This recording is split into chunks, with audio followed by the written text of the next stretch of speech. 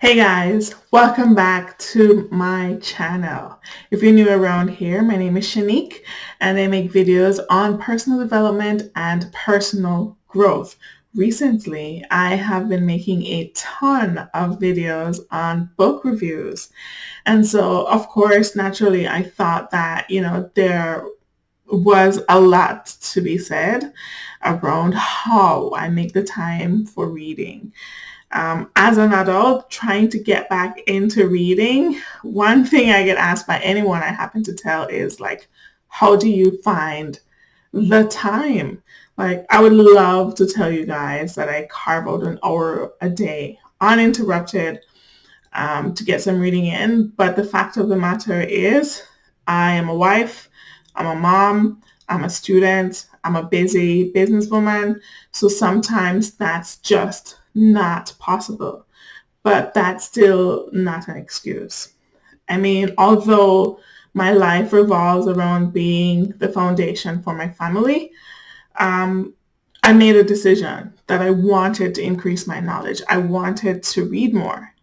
And it's not that I don't love reading, so I just needed to fit it and find a way to fit it into my day. And I feel like once that decision was made, then the path kind of illuminated itself. So here's 3 things that I did to increase my reading time. And it helped me a ton, to read a bunch of books, especially over the last 2 quarters of 2021. First thing I did, I observed myself. I took a week and I observed my days. I observed the natural ebbs and flows in my days, and I used those times to kind of, write down, jot down, memorize when I felt the most energetic and when I felt the most lazy, and kind of went with that. Oftentimes when we're trying to even develop a routine, sometimes we may feel like we have to scrap everything and start over. And that's not usually the case. Like, the biggest impact comes from the smallest changes, the small changes happening over a period of time.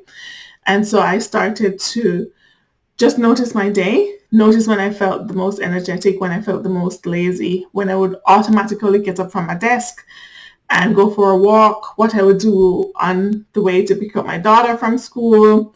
Like, just kind of took note of all of the little breaks that were already present in my day.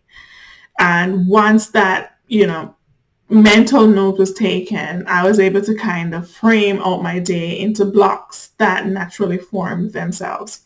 And even if you work a 9 to 5, like, the moment you check in, you were not focused and working all throughout the day. There are natural breaks that happen throughout the day. And, if you're just getting started and you're determined that you want to use that time wisely, then it's best to just have a framework of what that looks like. Step 2, I was intentional, I still am, about using my phone less. I found that, initially, the moment I had any kind of lag time in my day, I would pick up my phone. I would pick up my phone on Zoom calls. I would pick up my phone talking to my family. My phone was just always there and handy. And I didn't like that at all. So, we all know about the social media vortex. And so I wanted to be intentional about spending less time online, less time on my phone. But that meant that I had to, find activities that would fill that gap so that I'd be more present and would, be able to pick up the books, be able to kind of be more present with family and use that time more wisely. Third thing I did was I carried a book everywhere. Yes, I know that's cliche, but that's literally what I did. So there was a book in my car. There was a book in my bag. I walked to pick up my kid from school. I had a book in my hand. And just by virtue of doing that one thing alone, like carrying a book on the walk to get my child from school, I was able to read 20 minutes. That's it. that would have been 20 minutes that would have been spent on IG, or 20 minutes talking on the phone, or 20 minutes on YouTube. I took that 20 minutes that I would have had anyway and just repurposed it into time spent reading a book. That's it. That's all I did. And before you know it, I've, read 20, 40, sometimes even an hour. But I was able to kind of work with what already fit into my day. For me, once I made up my mind that, okay, I'm going to read sometime today, and I always had the book handy, that made it a lot easier for me to follow through. And no, I am nowhere where I want to be, but I'm better off than where I started. I have read, I think to this point, probably 10 books, and I started doing this September, and we're now in December at the time that you're seeing this. So I've read a handful of books since then.